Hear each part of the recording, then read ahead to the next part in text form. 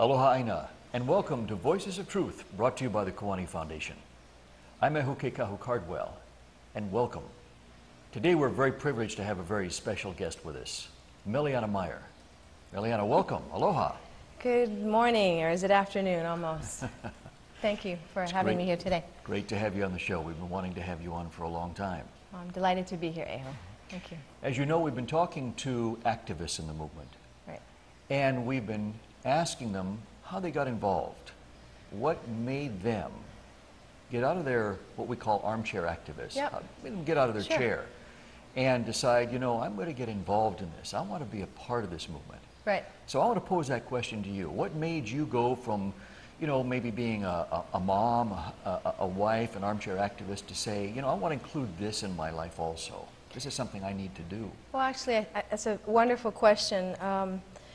I think it actually started years ago when I got out of university. There wasn't a lot that I was plugged into in terms of culture, because for many of us, our rearing is such that it has forced us, not forced us, but had us assimilated so sufficiently that we're not connected or plugged into a lot of things from this place, from our onehano. And for me, I really wanted to do a film on my Auntie Irmgard. So in terms of activism, it's an unusual way to start. I actually started with my own family, just seeing that my auntie wrote songs about peace and wrote songs about her beloved lands. And I got to thinking, well, that's her talent. What is mine? How can I contribute to the greater good? And it was interesting because I wouldn't have considered myself an activist, but then the challenge was to get out of that armchair and go find out about things, because none of us learned in high school, and certainly not at university when I was in school, about any of the history. Yes. So again, it was the curiosity. I think that's what propelled me out of that armchair. The curiosity to find out what the heck happened, and why were the stories so mixed, and why didn't pieces fit, and why were these old folks so quiet and reticent, and how come there's so many of our kids in prison, and what has devastated our culture. And the more I found out in terms of reading and doing films and getting involved in going places like Kaho'olawe, like going to chant class with Keola Lake, like finding out for myself what the picture was, what the reality is for us as Hawaiians, the more I couldn't help but become an activist of sorts, you know. Yeah, and you said the magic phrase. Yeah. Couldn't help but. Yeah, couldn't help myself. Yeah. With the wrongs and the problems that we face today, and not just Hawaiians, but all people of color and minorities in the world. It's a very difficult time. So you either get up out of that chair, make a difference, or you do what a lot of people do, is just sit there rather catatonic and unable. So it's a matter of just getting out of the chair and being curious, I think. Yeah, very good. You know? So you're primarily a filmmaker, aren't you? Well, I actually teach. I film make in my spare time. I would like to do that more. You're a teacher by profession. By profession. And what you do in your spare time is make films. Right, and I'm a painter, I'm an artist. Yes. So I'm a creative person. So that's really where I was driving towards. You're really a storyteller, aren't you? Yes. You like to tell stories. Love to record them. Mo'olelos. Polole. Yeah, okay. Correct. And so the story you're telling is the story that, as you say, has been hidden, has been kept from people, covered up. Correct. The missing pieces to the puzzle. So many of our stories have not been recorded, documented, and shared with the public. And it's not just in our community, but if we did a better job of communicating and expressing to others our history and sharing about ourselves, I think we would be in a better place in terms of activism as well. Sure. Well, knowledge is power. Absolutely. Yeah. Absolutely. What effect, you know, when you said a couple of moments ago how you started to uncover these pieces. Correct. For yourself, and you began to put the pieces of the puzzle together, so you yourself begin to see the whole picture. What effect did that have on you when you begin to see what really occurred in the history of Hawaii, the illegal overthrow and whatnot? What effect? How's about profound sadness and bouts of major depression and weeping and I can't believe this? What effect? Deep and profound, pervasive resonance of, wow, you know, it's no wonder people feel so dislocated. It's no wonder we're having such a hard time when so much has been taken from a people. And again, we're not the exception to the rule, unfortunately, in the world. Yes. Occupation and colonization is rampant today. So those moments of epiphany or those moments of awakening have really been created by seeing the suffering of my brothers and sisters, because I teach in the prisons, I teach in the community, I go where there's a great need on a lot of levels, and in the housing projects, and there's a lot of pain out there. So if anything's going to make somebody active, it's going to be the pain and want of another, I think. You know? So what followed after you went through that part of that cycle with weeping and depression? Because we know sounds really positive, doesn't it? No. Well, you're still you not cycle weeping again. and you're still not I know, depressed. No, but you cycle again. You go through these things. You just disbelief, anger. You know, like the 12-step thing. Yes, I mean, no, but there is something to an awakening. There is something to finding out what being sovereign is to yourself, and finding out how to put the pieces together. Yes, that's what it is, really, an awakening, isn't it? It is. And there are steps in that process. Absolutely. In that awakening. So what were the next steps after sadness and depression?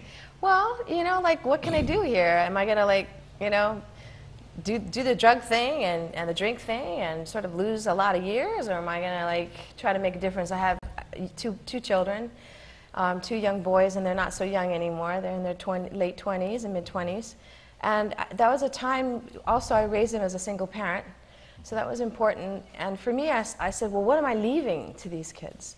So after the sort of the finding out about things, and by the way, we keep finding out about things. It isn't like, you know, you read in a book and that's the end of it. I mean, I'm finding out things every day by email, reading the paper, walking down the street, having a conversation with somebody. So that is a very important part. And so after you do the work, there's more work to do. Yes. So whether it's film or marching or supporting my dear nephew Kupono at the heiau in Kailua at 4 o'clock in the morning when he says, Auntie, can you come, you know, this is for the makahiki, I'll be there. It's actually just showing up. The next step is showing up to things. Isn't that true? Yeah, it is. Isn't it true? People underestimate in life the value of just showing up. I agree. And so much happens when you just show up. Yeah. And you know, when you show up too, Eku, you're witnessing to something. Yes. And that notion of witness is really important, because we're not going away. That's the cool part. You know, we're here to stay, and if people really understood that we have a longevity and we have a tie to this place, that makes all the difference in the world, because that's really important. You know, we have a place we're from, and we have a place that we can nurture, and together we can go someplace together. Yeah. So, yeah. And isn't it true that when you stand, you not only stand for yourself, but you stand for the past. Absolutely. The ancestors are standing behind you, supporting you, and you also stand for the future. Correct.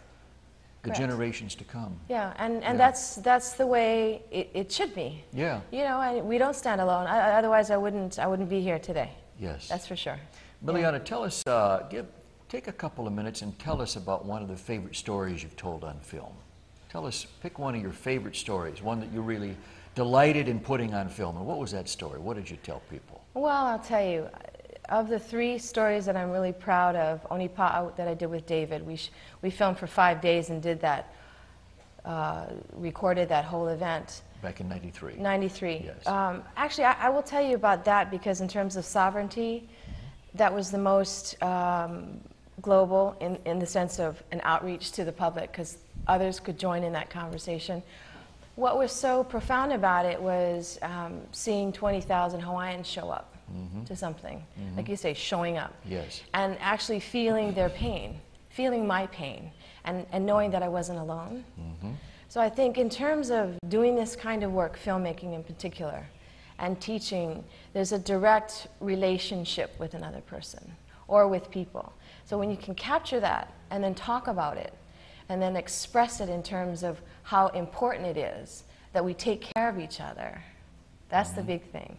That we go together or we don't go at all. That's my motto, really. That the movement has to take us all.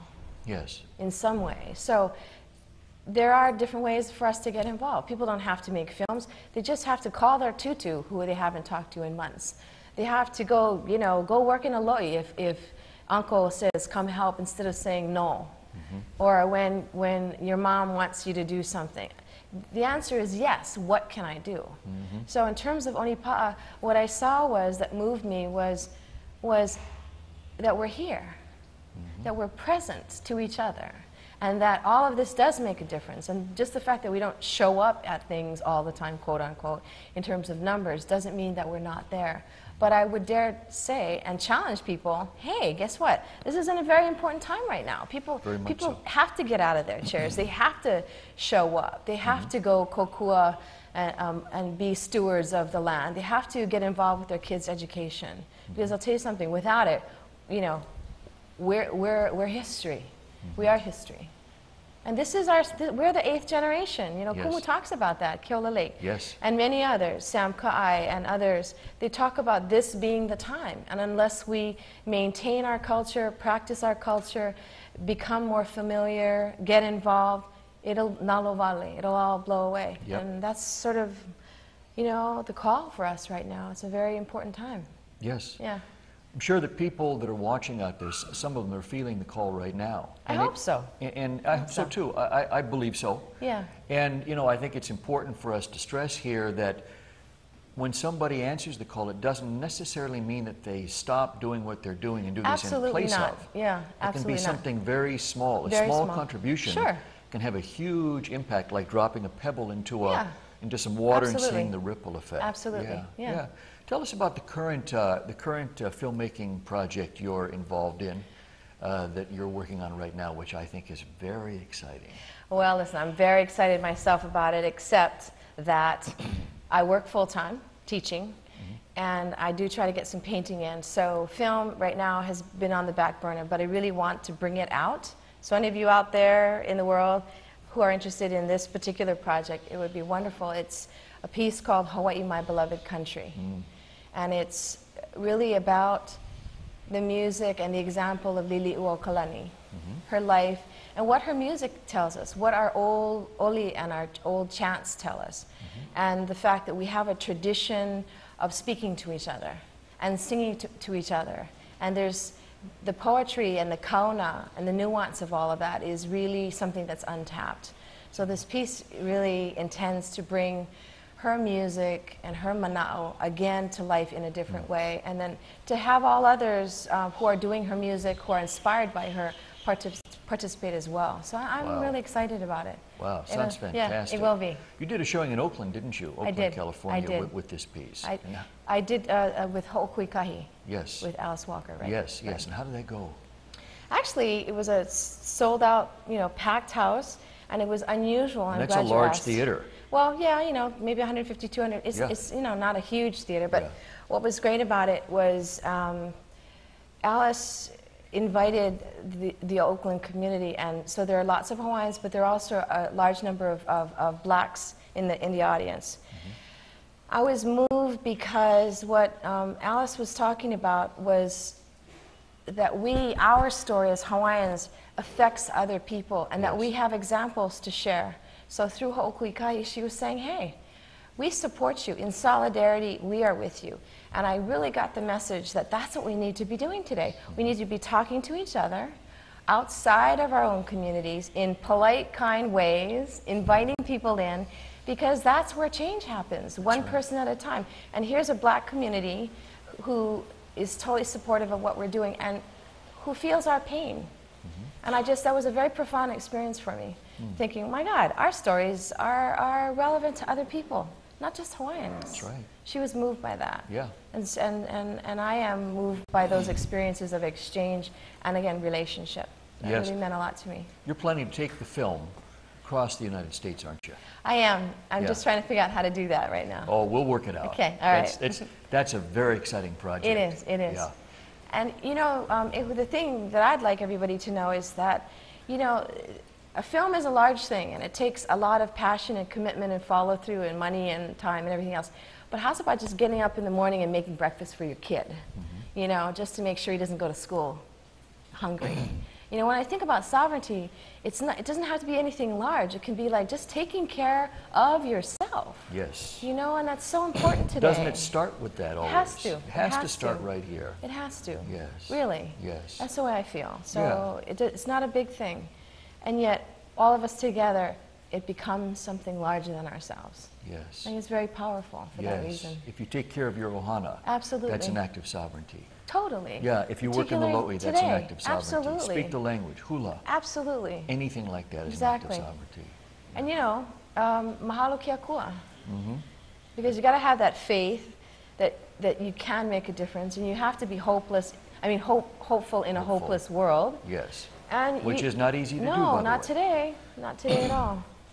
And you have to have that belief that there is aloha that you can share with one another. Then you know, I can get up in the morning. You know? Yeah. So thank you. Yep. Yeah.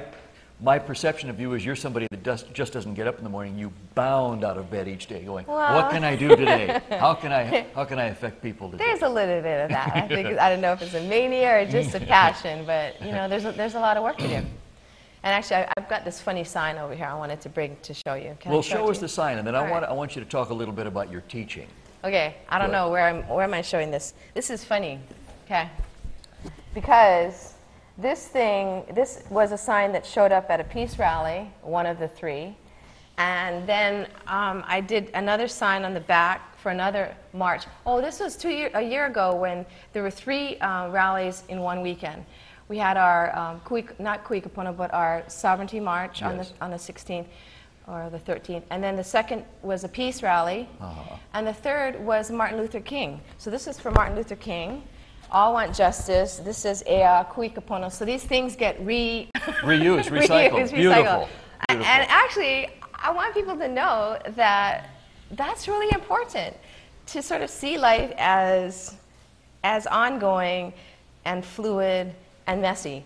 But also as connected, yeah? Absolutely. All these things are connected. Yeah, absolutely. Yeah. It's a win-win. It is. Yeah. Yeah, good. What's the other one you have? Well, listen, I just brought this in because it's kind of funny. I owe a couple paintings to people who have been waiting very patiently. This is not done, but then this is sort of like the other part of things and it's important to see, because if you don't believe that there's beauty around, then there is no reason to get out of bed. Right. Because this shock and awe that this terrible president of ours, I hope that's okay for me to say. Say it again. This blind, gullible, unintelligent man, Mr. Bush, really is taking us away from this. Yes. He's taking away our beauty and our appreciation for the awe and the wonder of things. And everyone's afraid. And the humaneness of things. Exactly, and everyone's afraid. So this is where I actually would like to get back to. This isn't finished, by the way, so that's why I brought it, because it's not done. Because it needs to be done, but so does life, you know? Well, I want to know how I can get you to owe me a painting. We got to stand in line, buddy, you know what I mean? So anyway. Where's the line? Yeah, where's the line? Yeah, good. To the side. But anyway, there's a lot for us to do. Yeah, there is. But life is messy. So I want people to know that it's okay that you work a full-time job, but how's about one day a month or one day a week in the afternoon volunteering for something? Yes. You know, perfect you said that, because some people wait for the right time. And you know what? The right time never comes. Correct. The right time is now. Just get involved. Yeah, totally. Just jump in and get involved. And do your little piece. Meleanna, talk about your teaching with us, please. Talk about teaching, especially in the prisons. What are you doing? Well, actually, I have 2 projects going now that I'm really loving outside of my full-time work that I do. One is working in the housing projects. So my population there are young girls, mostly Samoan, Hawaiian, Puerto Rican, and we're doing a piece called Through My Eyes, and it's an empowerment. It's an opportunity for these young girls to speak. There are like 4 of us, 4 agencies involved, and I'm teaching them art and teaching them a little bit more about themselves, just to be comfortable about expressing, and that they have a voice that's important for other people to hear. And in the prison, it's really hard, Ehu, because 98% of them are Hawaiians. Yes. And these are young women as well. And, you know, I'm speechless, other than to say, what can I do? But why are we here? Why are we're the only ones in this place, in this lockdown, in our orange suits? It just makes me weep when I think about it. Again, I'm involved with this Artists in the Schools residency to try to make a difference, to help them connect with their lives, to help them heal on some level. But these things are very small. But, you know, two of the girls got out this Friday, and both of them said, you know, I'll miss you, Auntie. And I've only worked with them for about 2 months. But it's just making that connection with another person and having them know that you care. So my business, my teaching is about caring. And you know what? And enabling them. That's not small. Yeah. That's not small. Yeah. And I love what I do. Yeah. I really do. That's very, very evident. Yeah. Yeah, great. Yeah. What kind of progress you're making with the girls in the housing project? Well, our last day, actually, our official last day was yesterday. And we've been working every week, every weekend, and I just couldn't give it up. So again, it's that as if I have. Why does this not surprise me? Oh my God, as if I have all this extra time. But I committed to them, and I said, look, once a month we will get together, because you know, typically what agencies do and wonderful organizations, they have these grants, and then when the grant's done, the project's done. Over. It's so done. what commitment is that? So I said, I don't think so. How's about we continue on once a month, and I commit to you guys, and we get together. So we're gonna start a little club, and it's called the G3 Club, which G3 means standing for Go Go Girls. And it's fabulous because my family gets together. We get together with my nieces, and they run this. We have this little club, and it's just for fun because there's so many women in our family. But it's to give the younger ones an opportunity to run a meeting. You could start one called Go Go Guys, so I can be a member of it. Sure. I don't know. You guys have to find your own club, okay? Oh, there are too many clubs on, for you. come on. You guys, I mean, young girls today need that cocoa they do. in a big way. Yes, they do. Yeah. And they need a role model like you. Well, thank you, kind Yes. sir.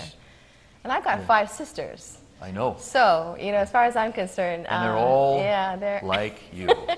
Thank goodness. They're a wild bunch. What can I Yeah, say? I'm yeah. really proud of them. Yeah. Yeah. Making progress in the prison? You know, I asked a couple of the guards, and I'm not sure if I mean, unfortunately, I won't say any names, but they were sad because they just feel like the systems themselves everywhere are breaking down, in education, in health, in the prisons. And what is that saying to us? It's saying, let's go look for new models. The charter school movement in education is so important and vital. I'm a part of that as well, and I'm so hopeful. So maybe the systems have to break down first, sufficiently enough so that they have to be raised up from the ashes. But it's happening everywhere. You can see it. So it's a very problematic time. I don't want anybody to be hopeless or without, you know, the drive to try to make a difference, because these are very challenging, difficult times. But unless you do those things, the depression and the anger and the victimization and all that other stuff can set in and take over. Sure. And I just don't want that to happen to people. Yeah, and yet there's so much untapped talent and intelligence in the prison Absolutely, population. absolutely. Yeah. And a lot of these girls, the majority, are very talented. Yeah. They just need to find their voice and have other people support them. And for that matter, all of us do. Yeah. I think. You know, I think really that's the phrase you just used. If somebody asked me about you and said, you know, how would you describe Meleanna? How would you describe what she does? I would say that you help give people their voice. You help people rediscover their voice. I think that's very apt about you. It's a privilege. Yes, it I know. really is a privilege. And I think I'm humbled by how much I learn from people. It's really, I think that's why being involved in teaching and film is that opportunity, because it is a privilege to assist people in any way. Meleanna, what would you say to our viewers today about the future? How do you see the future? Actually, we are, I think we must be, in terms of the future, able to look to our past. And from there, through that lens of Pono and Ea, I'm hopeful. Because if we look at just what's happening today, it's very confusing with the barrage of information and the confusion of you know, the misspeak and the doublespeak about what's going on in our community, outside of our community. What I would say is find a place in yourself that you can put your legs or stand up, feel Pono, feel the depth of who you are in the present, and appreciate that moment and move from there. And know that Akua is with you. your family is with you, and that we have many good things to do.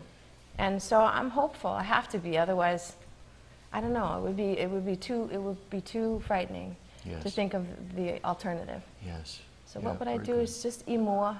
Just imua. Imua me kapono, me ke aloha. Yeah, great. Yeah. Great. So thank you. You're welcome. Thank you for answering it that way. And also I want you to speak on something else that really infuses you. Every cell of your body and your being is infused by this thing called passion. Oh, yeah. So we have just about a minute left. Just give our viewers just something to hold on to after the show is finished here. Stay with them about passion. Passion. Find that iini, find that passion, because each of us has a light. Each of us has a calling. Go look for it, because it's there, staring you in the face somewhere. Something that you love to do, whether it's cooking or raking leaves or just making a difference in a small way. It doesn't have to be anything big. Passion is about finding stuff that you love to do. Unfortunately, I have a lot of things I love to do, so it makes it easy. Thank you, though, for the opportunity. Wonderful. Yeah. Aloha. Wonderful. Meleanna, thank you so much for being on the show. It's been great. I've been looking forward to this for a long time. Appreciate it, Amy. Every time, for me, you're a real light. Whenever you can just walk in the room and the light lights up. Oh, the room lights up, you know. I'm on your fan club, in your fan club. Thank you, dear. I really appreciate it. And remember, if you start one of those Go-Go Guys clubs, I want to be a charter member. Okay. All right. Listen, I'll remember you, Amy. I promise. Good. Please keep up the great work. Thank you. Everybody out there, you know, keep an eye out and an ear open for Meleanna's film. Say the title of your film. The title of the film is Hawaii, My Beloved Country. And if anyone has an interest in being involved, I'm actually in the phone book, so call me up. Great, All wonderful. Right. Thank you. Wonderful, thanks. Any website you want to mention quickly? Just the Living Nation. There's a good conversation going on over there. LivingNation.org, yes? Yep. Great Wonderful. Conversation. Again, mahalo piha for being on the show. Great to have you here. Thank you. Aloha. Bye. Thank you for watching. This has been Voices of Truth. I'm Ehuke Kahu Cardwell. It's brought to you by the Kiwani Foundation. Aloha ina. Aloha. What was so profound about it was seeing 20,000 Hawaiians show up to something. Like you say, showing up. Express it in terms of how important it is that we take care of each other. That's the big thing. That we go together or we don't go at all. That's my motto.